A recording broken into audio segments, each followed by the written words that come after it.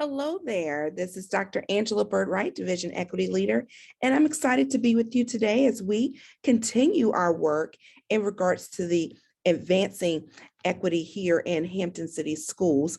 And we are now on to learning session 4A. This is a two-parter here. We'll get into 4B a little bit later with our building administrators. But our topic for today is in regard to operationalizing equity, our collective impact on student achievement and organizational progress. As you can see here with our model, as always, we start here. It sets the foundation for our work. And so you know that our core business is teaching and learning. Our students are at the very heart and center of our work, surrounded by culturally responsive teaching, leadership, and curriculum within a safe and nurturing environment where we maximize every child's learning. And when we say every child, we mean every child, every day, whatever it takes. So, as you know, we are undergoing phase one, our onboarding and pre-competence phase, where we're really looking to develop that critical consciousness through self-reflection, and having that true awareness of our own racial, ethnic, and cultural backgrounds, and understanding how that can impact our perceptions, values, beliefs, and practices. Today, we're going to apply that thinking process when we talk about our organizational progress, as well as student achievement and advancement. And with pre-competence, really developing that common language and understanding, and really placing those implications of the strategic plan through the lens of equity that really readies us to embody culture responsive practices. So this phase is really designed to build and to bridge an understanding of how those key definitions, our common language that we've been developing over time this school year, are foundational to that work. So in this learning session, we will examine our collective impact on student achievement and organizational progress. It's very important. And so to ready us for those extended conversations, we're really going to dig into courageous conversations. And that's really what our focus is going to be to prepare us for session 4B. And so doing, you'll see here where you can click to access our learning reflection guide. So if you were to click there, if you're with your thinking group or partner, it's going to allow you to do a forced copy. And once you do that, you'll be rerouted here to our reflection guide. You have the opportunity to respond, as always, to the reflect and connect sections as we stop and pause there for you to do so. So our reflection guide is relatively short for this section, but you have the opportunity to record your notes. So we hope if you're just by yourself or with a thinking partner or a small group, if you happen to have missed either the principal's meeting or the AP's meeting, you have the opportunity to engage with me still today. So as always, we start with our norms, our shared commitment to brave space, really making sure that we're an intentional community of learners. We grow and learn through interaction, a constructive space to share, to disagree, to work with one another, and then that comfortable place to be uncomfortable. And in order for us to create that space, listening with intentionality, affirmation, being honest and thoughtful with our approach, and then pressing through our discomfort, but of all else, being able to speak or know your truth, being reflective in this work. And of all else, you know me, I love us all to stay engaged. And what you learn here leaves here. We don't want you to just package it up in this box and say, oh, well, that was great for that session, and now I'm moving on. But really, taking what you learn here and applying those small nuggets to really make big steps or gains in your current leadership role. So again, what you learn here leaves here with you, but what you say here, of course, stays here. So let's first go back and focus our work in policy. It's very important for us to understand, where we sit as a school division and what our commitments are, because that again, not only enhances the work, advances the work, but again, sets the foundation for why we are continuing in that work in and around equity to ensure access, opportunity, supports, and outcomes for all students and staff. So as you can see here on the screen, you'll see a link to the HCS policy, Policy AD. It's our philosophy of Hampton City Schools. I have it already pulled up here on my screen, but you can certainly see that policy detail here. Of course, as always mentioned, our mission and our core values that leads off and really undergirds the work that we do here in our school division. But very importantly, you'll see here on the slide deck here really some excerpts from that policy that guides, the work that I lead here in the division, but also thinking about the work that you lead at the building level or at the division level. And that is remaining steadfast in our dedication to the core of our work, maximizing every child's learning. When we talk about every child's learning, you can see that correlation between the equity model, that conceptual framework that you see there, along with our policy. Again, that was driven by that, creating safe and nurturing environments led and sustained by exceptional and culturally competent staff. Why do we say that in the policy? Because that is right within our Virginia code.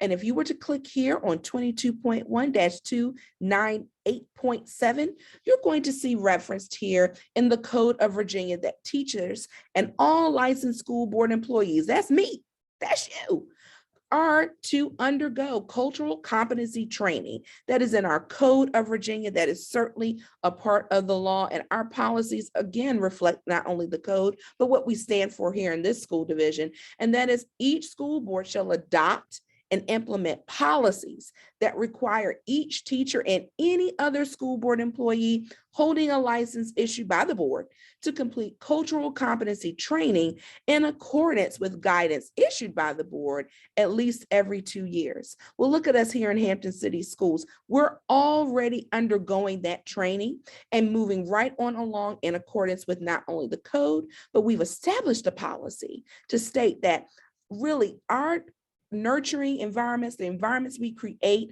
and learning environments that we have here in Hampton City Schools, not only will be led by, but sustained by exceptional staff and culturally competent ones at that.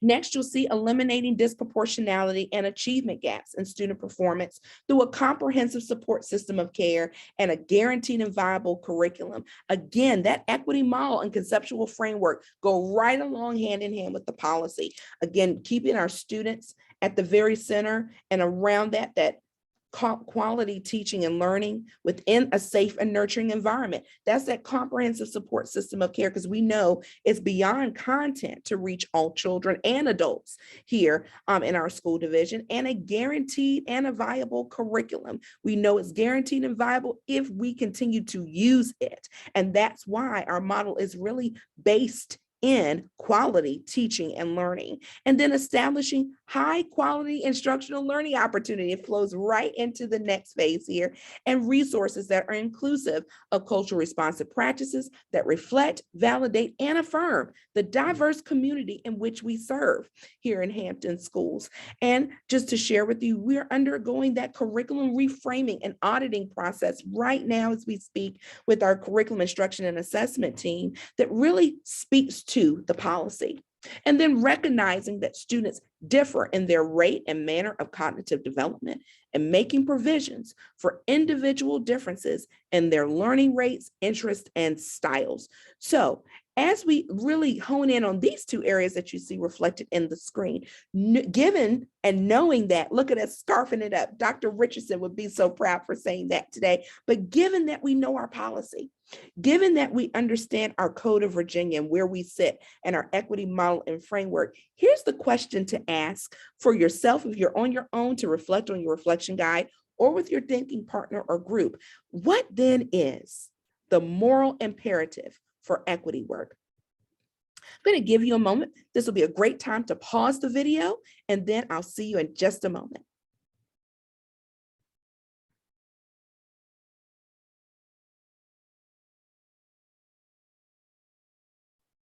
Well, welcome back. I hope you had the opportunity to reflect really on that statement. What's the moral imperative for equity work?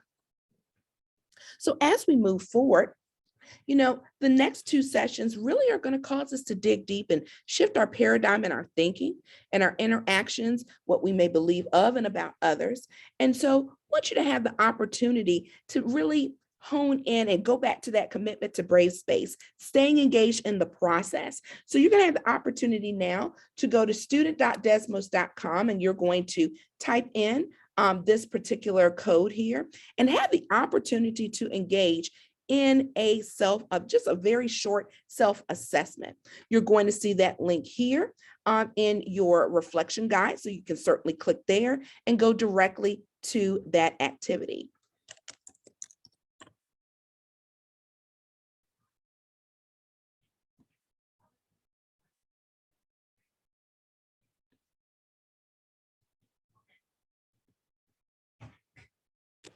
So here you are, and you have the opportunity to respond.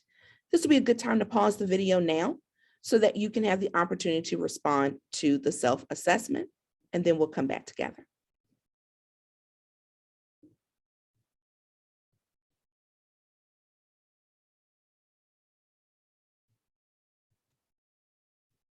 Well, welcome back. I hope you've had the opportunity to respond to the Desmos activity.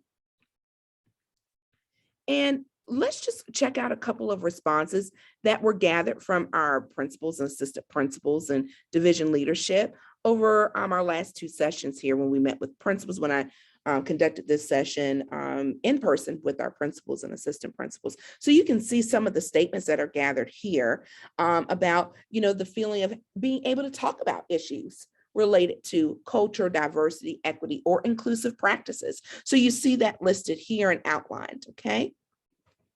Next, you'll see the data that's collected here about some sentence stems to really self-reflect, the hard part of talking about equity or the beneficial part of talking about that, understanding the importance of courageous conversations, learning things about others that you didn't know, and to be able to check yourself to ensure that you're being equitable in all of your practices. Meeting others where they are, providing them knowledge from our personal lens. So you can see several of the responses that were gathered, really open and honest conversation. And then lastly, after reflecting on your own comfort level, again, going back to our commitment to brave space, how will you stay engaged in this process? And where can you really commit? Because, committing sometimes is difficult. You can't be in a relationship by yourself. And so really thinking through, what is it that I can commit to ensuring my actions really line up with our model, with our policies, and who we say we are. If you could think back to our first learning session together, we talked about, hashtag we are HCS. What does that mean to you? What does that mean for your role? What does that mean for your team? And what does that mean to the commitment to the families and students that you serve?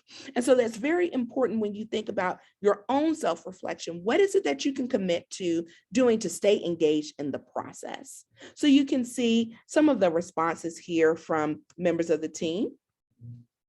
Being committed to learning more about issues, to studying more, to writing out the discussion. There goes that engagement piece. To identifying a colleague with whom you can learn, plan, and debrief. We're going to talk about that in a second. And then committing to accepting that you will not have all the answers. And that's okay. I think also even thinking about, I may make a mistake. I may say something incorrectly. You know what? That's okay as well, because we're all learning and growing with one another in this work and this walk. Okay, so let's get on back to our presentation for today. And thank you for participating in that piece. So as you reflect and connect, now that you've done that self-assessment, and if you're with the thinking partner or group, you've got a graphic organizer in your reflection guide. And what I'd like you to do is to think about any vulnerabilities that you think that could, again, limit your effectiveness or limit your engagement in the process.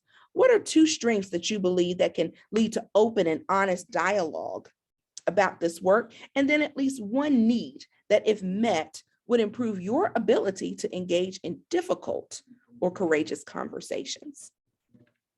You'll see that graphic organizer. It's right here on your reflection guide. So this will be a great time to pause the video at this point, and then we'll come back together on the other side and continue moving forward.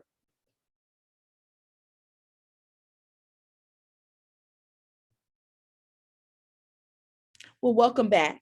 I hope you've had the opportunity to fill out your graphic organizers and really think about what are those vulnerabilities? What are some things that can limit your effectiveness or build a barrier for you when engaging in those courageous conversations? Strengths and your needs, because that's going to be important as we move forward in this presentation. And even when, again, when what you learn here leaves here, to think through, what does it mean for me when I talk about a courageous conversation? And it doesn't necessarily have to be about, issues related to equity or diversity, but even courageous conversations that you may have in regards to data, student performance, achievement gap group data, or just, the culture and climate in your building. What are some things that we really need to sit down and hold ourselves accountable for and take ownership of? And that will require courageous conversations.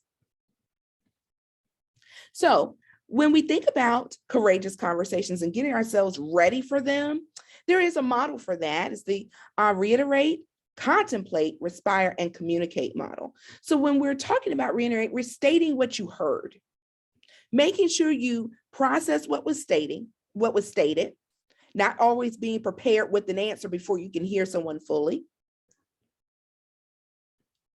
Then to contemplate, count to 10 before responding. Some of you may end up counting to 25, 50, 72, but take time to respond. Don't just jump right into your answer. Next, taking a deep breath is important. Sometimes that adrenaline gets going, we forget to breathe. And then we are acting on adrenaline and emotions instead of with our consciousness, that critical consciousness piece that we've spoken about before. And then speaking with compassion and thoughtfulness. So very important in this day and age where we are right now. Speaking with compassion. Speaking to understand one another, and really taking that in. One of our building principals, Dr. Cumberbatch Smith, said, Dr. Byrd-Wright, it's important. I think we need a step 3.5. And I said, well, what's that 3.5 got to be, sir? And he said, we got to phone a friend. Sometimes it's very important. We all agreed. We said, you know what? Let's add that 3.5 step in there. And we've got to make sure that we phone a friend. Every once in a while goes back to those commitment statements, as I addressed earlier, if you recall here in our activity, where it's I can commit to identifying a colleague that I need to learn with, to plan, and debrief. Well, that speaks right on into our model here that we've modified or adjusted in just in a slight way here, and thinking about, what can I do to ensure, let me bounce my ideas off of someone. Let me double check before I get moving into having that conversation, because it's always important to have that thinking partner or group.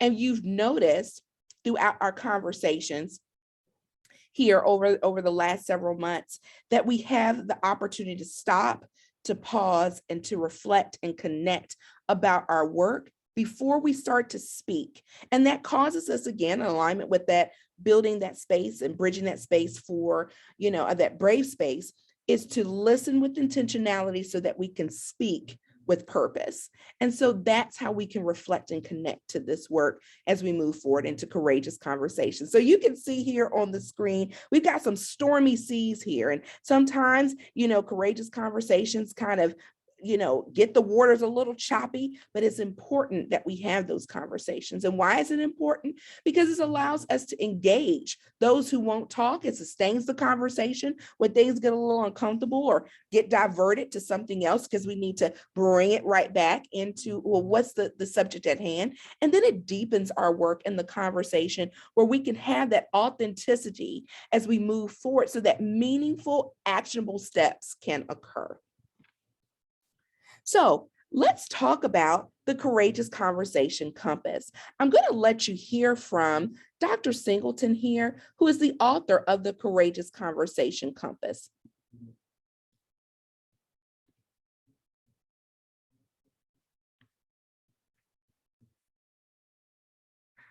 I'm definitely not the first to talk about a compass, and to talk about a compass from the place of understanding that we need direction. We need to understand where we are and where we're going. And very personally speaking, the compass has just arrived in my mind as this understanding that I typically approach race from an emotional space. And I lived in that quadrant of feeling. And I noticed that for lots of people who didn't approach race from an emotional space, it was often hard for them to hear me. And so initially I believed that, well, it's just a feeling for me. And for me to be authentic, I got to stay with my feeling. But then I thought a little longer, a bit deeper on this. And I recognized that I'm more than a feeling. I'm also some thinking. I have some beliefs. And I have this drive to take action, to act on this situation.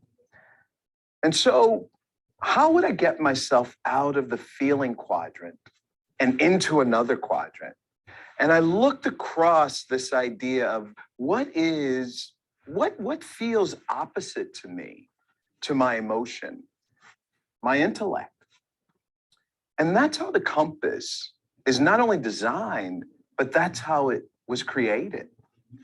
I needed to move. I needed to grab onto other dimensions of me as I was exploring these ideas connected to race. And I'm not saying that the emotional statements are not valuable, important, powerful, but I'm saying that the emotional statements are more valuable and more powerful when they're coupled with intellectual inquiry.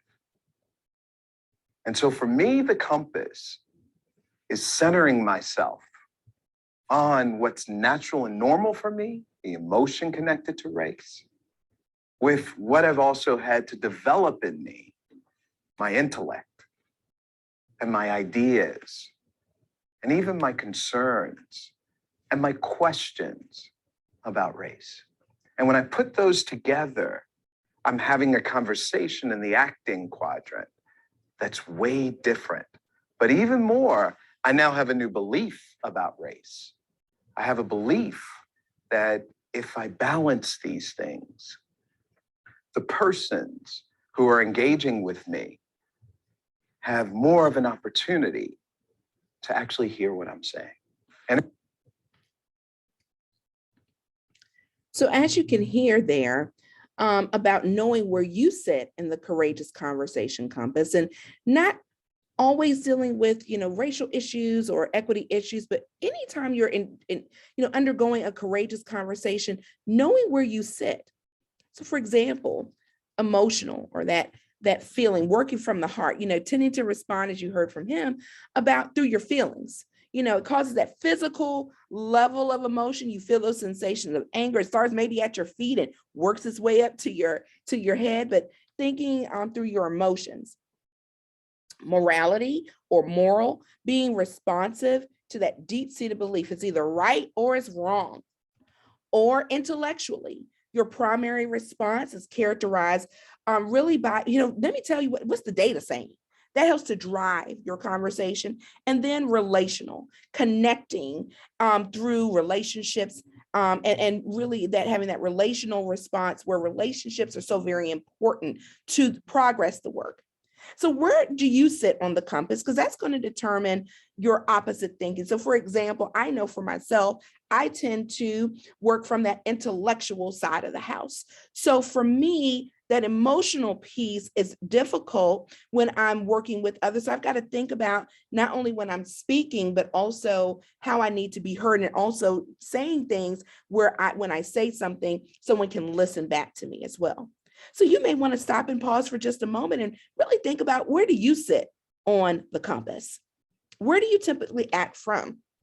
As you read the compass, you notice that I said from the intellectual phase and emotional. So the opposite side tends to be the harder one for you to pull from, but the ones that are adjacent. So if you tend to be intellectual, you do lean on relationships and morality. Just like if I am on the moral side of the house, than that relationship piece. Because if it's black or white for you, then relationships, that's not the biggest issue for you. So you tend to skew either intellectual or emotional. Those help to kind of support, or those adjacent side of the house to support where you typically sit. Now you may be thinking, okay, well, I feel like I could be any of these at any time. But I want you to really just think about yourself for just a moment. Where do you tend to operate from? Because that's going to lead us into our next phase here when we think through, how can I respond and engage in those courageous conversations? So what's been provided for you first has been a dialogue support cheat sheet. You just got to need that cheat sheet to help you. So you'll see here, if you click on that link at the top of your slide deck there, you're going to see courageous conversations in that dialogue support sheet. You're going to see each of those quadrants, the moral, intellectual, emotional, social, or relational. Sometimes you'll see it written that way as well. So as you're engaging, first of all, think about where you are. So some of those sentence stems that will really move me, personally, I love information and data and feedback. So if you said to me, well, here's some more information about, I'm a little bit more prone to listening. But if you were to start, well, tell me more about why you feel this way.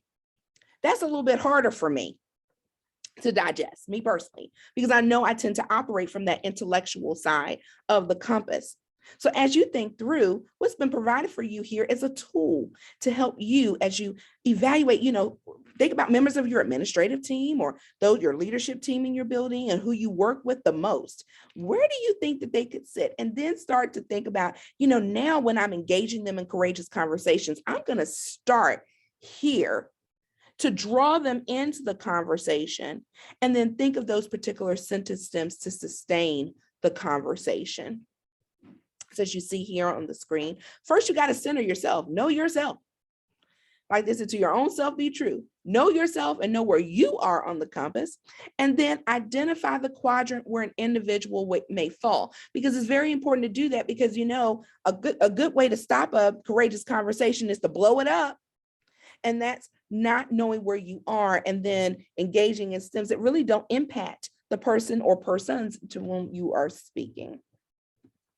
So here's just a reminder, because you're going to get a chance to practice this in just a moment. We talked about race, ethnicity, culture, and diversity, and we spoke to our key terms here about, that's what makes us and shapes us, right? And so here is just another illusion here for just a moment. What do you see? Take a moment to think about that.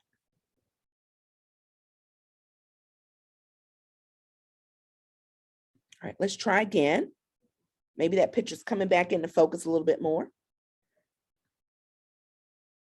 And now here. Those were all pictures of the same sculpture, if you will, or art piece here, the Bean in Chicago. You'll notice that's what happens to it when it gets really, really cold. I wouldn't want to be there when it's that cold, ever. And then under here, you see there are people that are sitting here, they're standing under it, so you can see the different perspectives. Why am I asking you to look at this just to kind of prime the pump here? Because in your reflection guide, give you a moment to reflect and connect. Perspective is all relative. So think about for a moment, the me I see is, the me you see is, and the me I think you see is. I want you to think for just a moment and using your reflection guide to fill out each of these areas. You're going to see it here on your reflection sheet. Okay. You'll also see that courageous conversation support sheet right there at the top. But I want you to take the moment just to really think about not only the way you see yourself, how you perceive others, and then what others may see in or of you. Okay.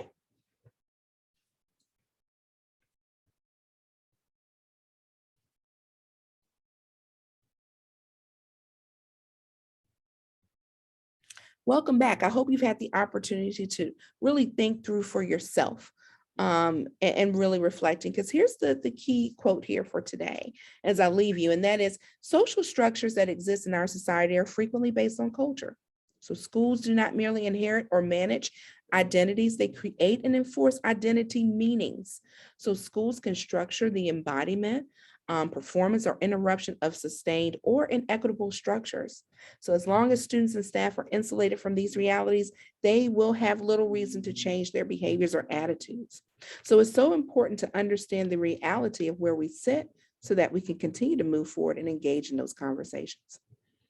So the impact statement, as always, in phase one, we're here to build and to bridge an understanding of key terms that are related and to build that foundation to cultural competence. So prior to our next session, we have session 4B, taking what we learned here, because we're going to apply it into session 4B as we engage in those courageous conversations. So make sure prior to that session that you have completed your assigned post-work exercises, sessions 1, 2, and 3. Please make sure that you've done that. And of course, if you have any questions, you can always feel free to reach out to me via email or by phone, and I'm more than happy to assist you. As always, I thank you for your time, your commitment, and your energy. Have a great day. Bye-bye now.